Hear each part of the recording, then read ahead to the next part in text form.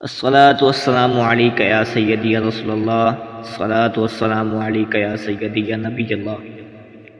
Welcome to my YouTube channel پیارا دین۔ السلام علیکم ورحمۃ اللہ وبرکاتہ۔ آج کا ہمارا موضوع ہے حضرت ایوب علیہ السلام کا امتحان۔ حضرت ایوب علیہ السلام حضرت اسحاق علیہ السلام کی اولاد میں سے ہیں اور ان کی والدہ حضرت لوط علیہ السلام کے خاندان سے ہیں۔ اللہ تعالیٰ نے آپ کو ہر طرح کی نعمتوں سے نوازا تھا، حسن و صورت بھی اور مال و اولاد کی کثرت بھی، بے شمار مویشی اور کھیت و باغات وغیرہ کے آپ مالک تھے۔ جب اللہ تعالیٰ نے آپ کو آزمائش و امتحان میں ڈالا تو آپ کا مکان گر پڑا، آپ کے تمام رخت جگر اس کے نیچے دب کر مر گئے، اور تمام جانور جس میں سینکڑوں اونٹ اور ہزارہ بکریاں تھیں سب مر گئیں، تمام کھیتیاں اور باغات بھی برباد ہو گئے، غرض آپ کے پاس کچھ بھی باقی نہ رہا۔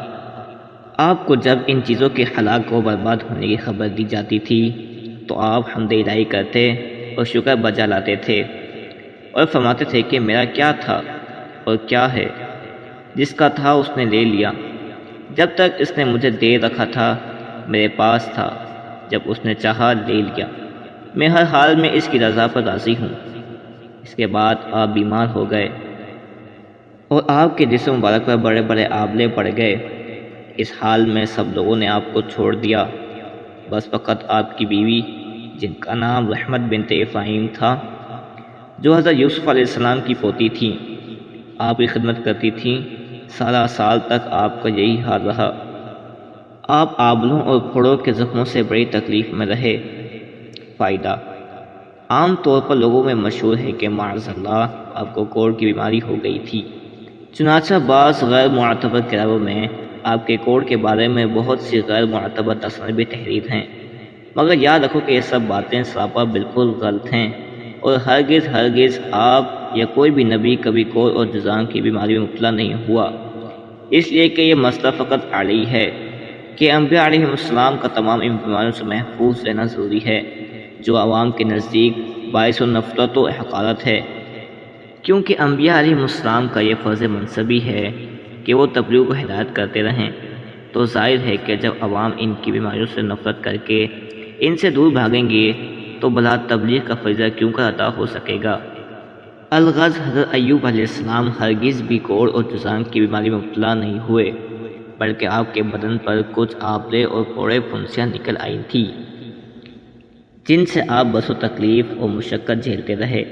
اور آپ برابر صابر و شاکر رہے۔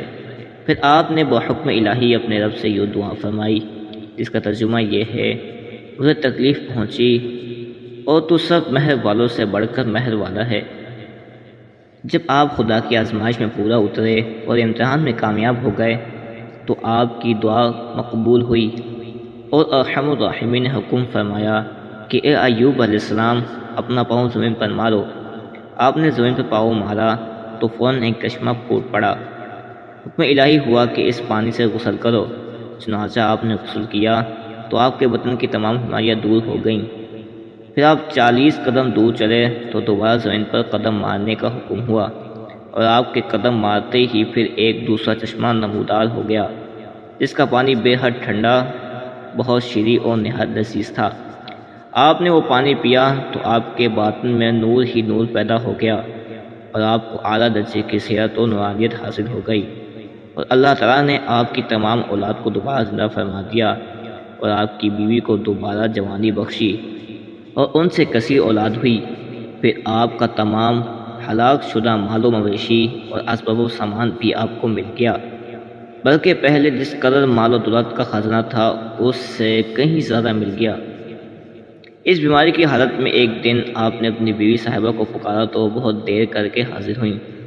اس پر غصے میں آ کر آپ نے ان کو 100 درے مارنے کی قسم کھائی تھی، تو اللہ تعالیٰ نے فرمایا کہ اے ایوب علیہ السلام، آپ ایک سینگوں کے جھاڑو سے ایک مرتبہ اپنی بیوی کو مار دیجیے، اس طرح آپ کی قسم پوری ہو جائے گی۔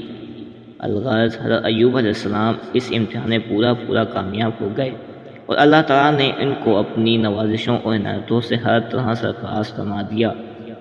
اور قرآن مجید میں ان کی مدح خوانی فرما کر ان کو لاجواب خطاب سے ان کے سر مبارک پر سر بلندی کا تاج رکھ دیا۔ درس ہدایت: حضرت ایوب علیہ السلام کے اس واقع امتحان میں یہ ہدایت ملتی ہے کہ اللہ تعالیٰ کے نیک بندوں کا بھی خدا کی طرف سے امتحان ہوا کرتا ہے، اور جب وہ امتحان میں کامیاب اور آزمائش میں پورا اترتے ہیں تو خداوند قدوس ان کے مراتب و درجات میں اتنی اعلیٰ سربلندی عطا فرما دیتا ہے کہ کوئی انسان اس کو سوچ بھی نہیں سکتا۔ اور اس واقعے سے یہ سبق بھی ملتا ہے کہ امتحان کی آزمائش کے وقت صبر کرنا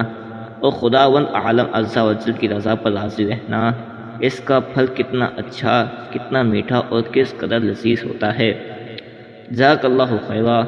Please subscribe my channel and click the bell icon.